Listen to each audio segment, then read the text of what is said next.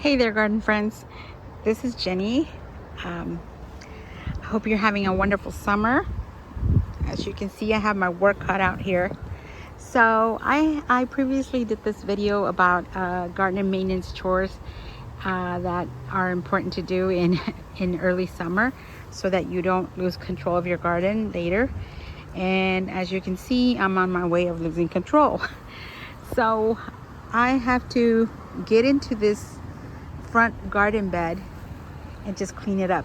This little patch here, this is something that I planted in the springtime, and it's actually looking good, except with this plant here, this Mexican sunflower, which has flocked spectacularly. I don't know what happened. We got so much rain, and this was pretty big, and it just ended up flopping, and I don't know what kind of damage it has. I mean, there must be some, I don't know, I gotta look and see, but there's a lot of weeds growing around in here. I've got some wild Thai basil coming up, and then one thing I didn't mention in the last video was that removing your cool season plants, which in my case I didn't have that many. I'm not going to remove the alyssum because the sweet alyssum can actually survive for me during the summer. It probably will go dormant, but it will survive. I've got that beautiful white amaryllis there growing. I'm so surprised. I think again it's the side effects of the rain, but you can't see it because of these black-eyed Susans, which have to be cut down. So I'm going to be removing them or cutting them down along with this nice little weed here. Not sure the name of it, but yeah, I need to really polish this area up. So I'm going to be applying what I mentioned in the last video, which is as far as limbing up, I did limb up the tree. And that's the thing, is that I have done work on this garden bed, but you know, here in zone 9B in the Gulf Coast area, we just there's so much growth that happens at an accelerated pace, and if you're not on it, you will be left behind. So I have limbed up this tree here. This is a rusty black hop viburnum, but so much has grown underneath, and I need to rein everything in. So I'm going to be back here to show you the after effects, because there are some good things growing here. There's a lot of good things happening. It's just, I just need to do a lot of editing here and a lot of problem solving. Happy to report that hopefully soon this patch of pipevine will be gobbled up. There's a lot of eggs in here because this has never happened before. I've never had it trail out so far. Again, it's because in the past it gets eaten in the springtime, and this time it did not. So there's plenty of leaves here. So, and I'm surprised here at this mound here of mint. It's actually flowering. I would think it would have died already out, and it won't die out completely, but it's obviously loving this area here. So I will catch you later and show you the progress. Okay, I just had to show you all of this part of Barbados. It's looking so beautiful, so much orange, and it's full of bees. Okay, so I cleaned up most of this bed here, and I'm not done. I still have to do some mulching and transplanting and removing, transplanting plants. I plan to only have to purchase Texas lantana, which I want to put it in there. The rest I will be just plant swapping with what I have. I started out with just removing the weeds and the here I removed this a lot of the spring flowering black-eyed Susans, and they were full of aphids. I found lots of beneficial insects though, predator mites, those little little white mops, little tiny insects that look like mops. And I also found lots of ladybugs in all of the stages. This front area looks so much more cleaner. And again, I'm still not finished.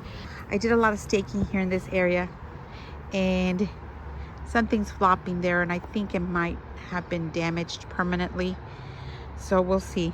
But I removed this here. This trellis was supposed to have been supporting this rose, which it was not doing its job. So I am probably gonna, I'm thinking maybe an obelisk will be better for this area here, for this yellow rose. I don't know if you can see the bloom that's starting to show, but I brought the trellis down and I'm planting it. I used it here to support this Mexican sunflower, Tithonia, which it's still alive, but it's just, you know, with so much rain, it has the rain just pounded it down, and now it's so, its shape is so, the stem is all over the place. So I'm trying to keep it alive. I'm using this trellis here to support it, along with the Cressita, which I took down. So I took down the Cressita, not all the way down, along with this Verbena boniorensis, and again I just chopped it a bit down. It's hopefully you'll get more bush here, along with the Cressita, which is somewhere in there here. Yeah, and then I found a bunch of basil. Look at all this basil here. This is all Thai basil. I have so much of it.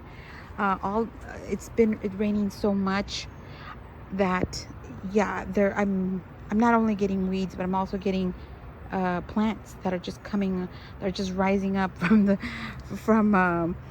ground. They're just long dormant seeds that have just, yeah, it's amazing.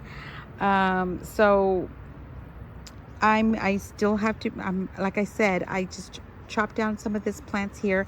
I deadheaded the zinnias, and here this area was very weedy. I saved my standing cypress here. I also trimmed and I removed a lot of dead growth on this this Rudbeckia maxima giant coneflower.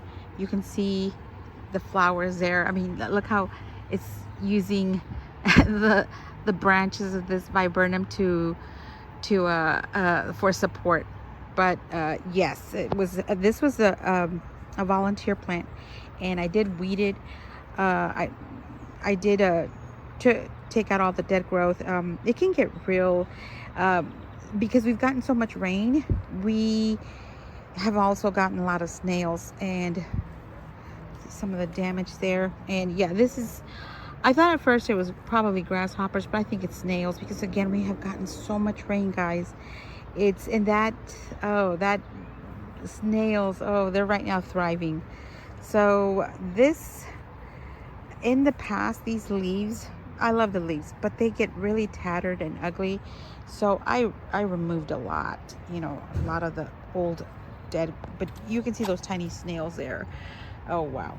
Okay, so over here, more wild Thai basil that I'm going to transplant, and some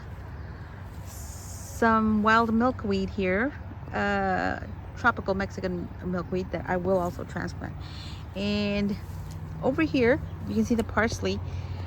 I finally found a caterpillar, and right now it's pupating. I don't want to bother it, but it's in there. It's beautiful. And I'm just, wow, just one lone caterpillar, and it's okay, it's worth it. I really felt kind of depressed. You know how you throw a party and nobody shows up? That's how I felt about my parsley, because I planted it, I grew it by seed late winter, and I planted it here specifically for the black swallowtails. So I'm glad at least one of them made it. And then here I propped up this this black-eyed Susan that's still looking pretty good too, but you can just see the damage underneath the leaves here. And you know, so it's still looking good compared to the other ones. I don't know if you can see it. Oh, there it is. I don't know. Oh, it's still moving around. No, it's pupating. Okay, I'm gonna leave it alone. Okay, more wild Thai basil here, lance leaf coreopsis, and then this beautiful patch of coxcomb that I will be also transplanting. So I Chelsea chopped, Texas chopped this Engelmann's daisy. So we'll see. Oh, it'll bounce back beautifully. Okay, so as you can see, I've been working on my summer maintenance. Now comes the part where I transplant plants around. I don't think I have to purchase anything. I do want a Texas lantana, which I don't have, and I want to put it in the middle. So that's the rest I will be adding from my garden. I have a lot of seedlings that are ready to be moved in here. So yeah, okay. I'll let's I'll show you what I'm working on next. Okay, so we have the final reveal here of this fixing up this front garden bed here and the surrounding areas. And what I did here was I did a lot of transplanting. I mulched and I did some staking. I didn't do that much pruning. I did limb up this viburnum, which is my focal point here in this area. But I did that in the springtime. Let's look around here. So I love this area here. This is something that I started in the springtime, and everything pretty much. Oh, there was a cardinal. There's a cardinal family that I've been seeing. I don't know if it's the same family that I saw in the springtime. It probably is. But anyway, basically the only thing I had to purchase was this lantana, which is not looking good, but it's only about 2 days in here when that was the one I kept stalling about this video. And also, I kept saying, well, I have to do this and this, and I'm like, you're never gonna finish. Your garden bed is never finished. So I just decided just to show what I've done to just help it through the summer, make it so. And I will be, of course, transplanting more, but I'll show you. But anyway, this is the only thing I bought, was this Texas lantana. And you can see some of the leaves are curling up there, and I'm hoping it's just temporary, like just it's getting used to its new environment here, because it's getting full sun. It's right in front of the lawn here. Yes, so let's see. Again, this area here is looking really beautiful. I pruned the verbenas here, and they're coming up smaller, but at least these are new blooms here, and I pruned them. They're coming up nicely. You can see here where I took the growth. I cut down that growth there, and they're just starting to come up with more blooms. Again, the blooms are not as big as they were in the spring, but that's okay. They're still, I've still seen butterflies around here. I have been deadheading these zinnias as they're coming along, and I've been deadheading them. And again, they're very popular with the butterflies. I'm just, wow. This is all new for me. I didn't have this area here planted last year. Okay, this standing cypress is doing fine. What did not do is here I tried Chelsea chopping or Texas chopping this this verbena boniorensis. It died on me, so, but I did find another one here, and it's coming along nicely. I pruned this Rudbeckia maxima, this giant coneflower, and you can see here more leaf growth at the bottom. My parsley is looking kind of tired, but it's hanging in there. I've been watering it because we haven't had any rain. It's again, this is just typical Texas weather, where we get so much rain and it just won't stop, and the ground is so saturated, and then it just stops, and we're now so dry. You can see the soil is like so dry. So here as you can see, then the Cressita looking quite lovely. I did also pruned it down a little bit. And this is the Mexican sunflower, Tithonia, which I found out what had happened. It just grew so big, and basically it's 2 long branches that are surviving. And so far no sign of any flowers yet, which I'm hoping. I mean, I'm like, what's taking you so long? And then I had a lot of basil just come out of nowhere, and I transplanted it all around here, this on the outside of the garden bed. And I'm hoping just to create this drift of basil. It's here, this one's already flowering. It's beautiful. It's a Thai basil, I believe. And again, this was just voluntary seedlings that just showed up. I am loving this Duranta and the Purple Heart. This is a cultivar. This is Violet Queen. But you can I just love this. This is what I was going for, guys, when I transplanted the Cuban Gold Duranta here. I thought of placing it among the Purple Heart, and I just like, this is what I wanted. It's beautiful. I also, here you can see some more Verbena boniorensis, and this is so small, and look, it's already starting to bloom. Of course, it's because of the heat. It's bolting. Gomphrena, also, there's another one there. I found a bunch of seedlings, so more Gomphrena that I'm adding around the garden bed here. And there's more Gomphrena that I found that will probably place around at the bottom. So this area will be surrounded with lots of Gomphrena mixed in with the Thai basil. And this here, this beautiful patch here of Celosia coxcomb, I want to say it's Fire Chief Red. These were seeds that I sprinkled in here in the springtime, and I had to pretty much they were coming along, because the seeds are so small. I had to when they were starting to sprout, it took me a while, and I had to pretty much separate them, because they were growing too closely together. So, but you can tell here how they're just thriving here in this heat, and they're doing really great. Look at this. This is not part of the garden, but I love this. I've got that John Fonick in the back, and the John Fonick phlox, which I'm so happy I kept some of it here. This whole area here, was full of John Fonick. And what I did, guys,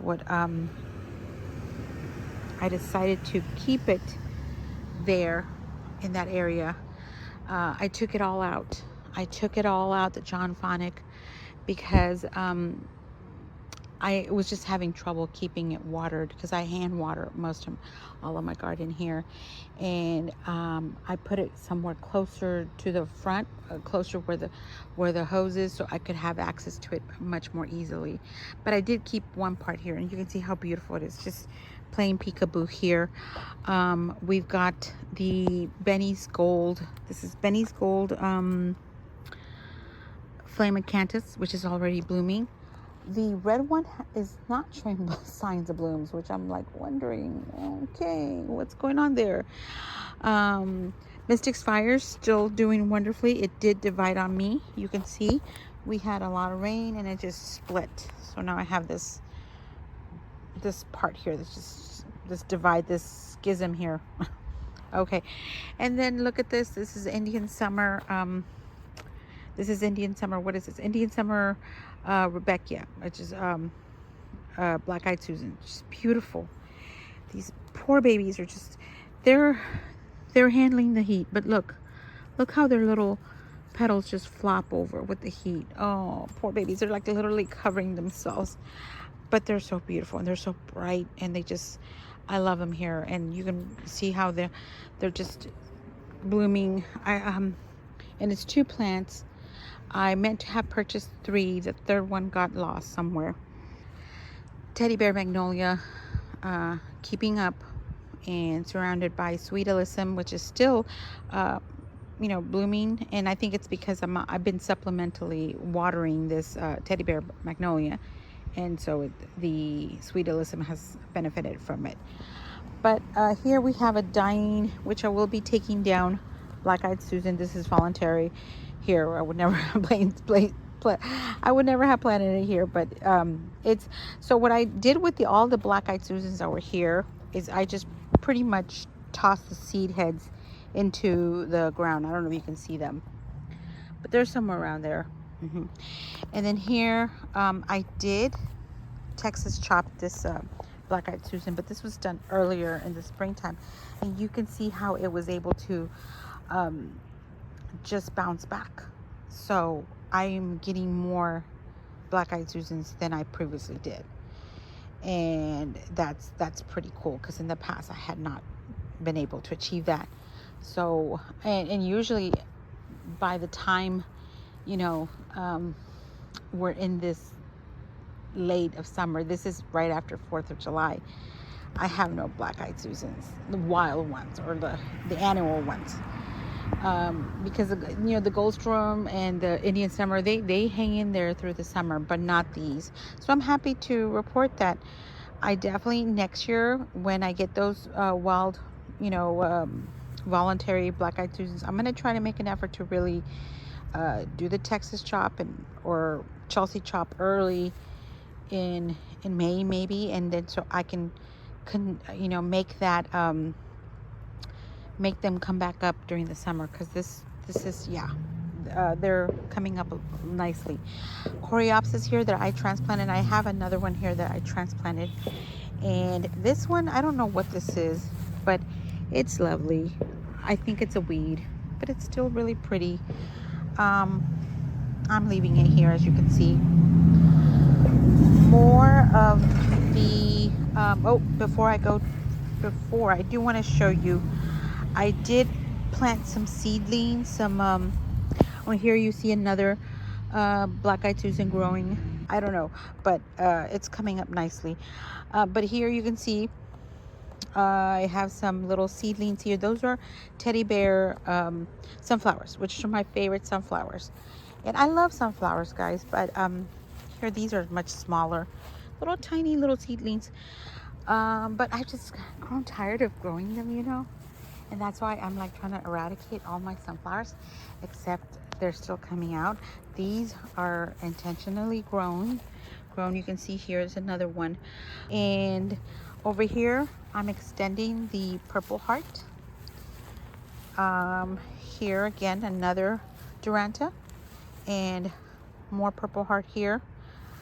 This beautiful plant here that I thought was a native, no, this Moss Verbena. This is exactly doing what I wanted to do, spilling out and blooming throughout the summer, and this is not a native.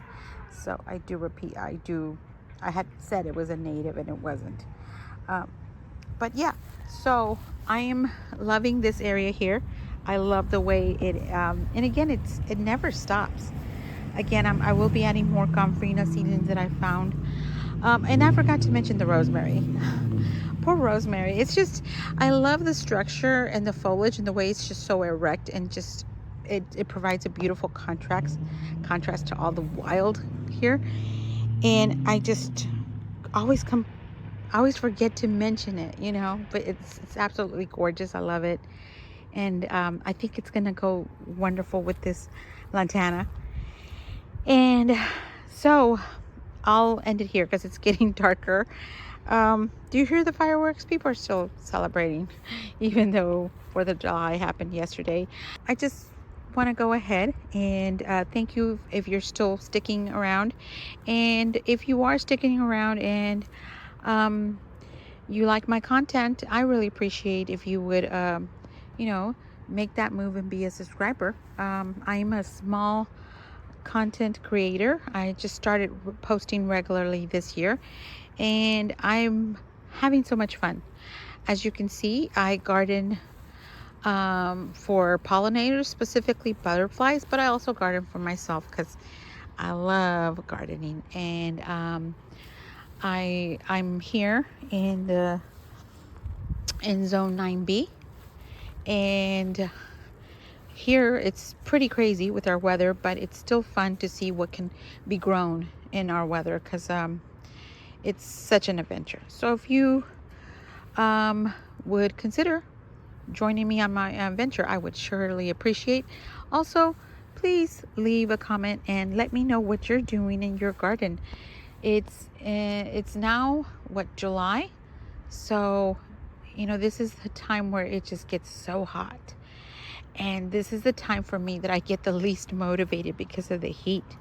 So if you can tell me what you're doing in your garden, that would really motivate me just to continue. So thank you very much, and I'll see you next time.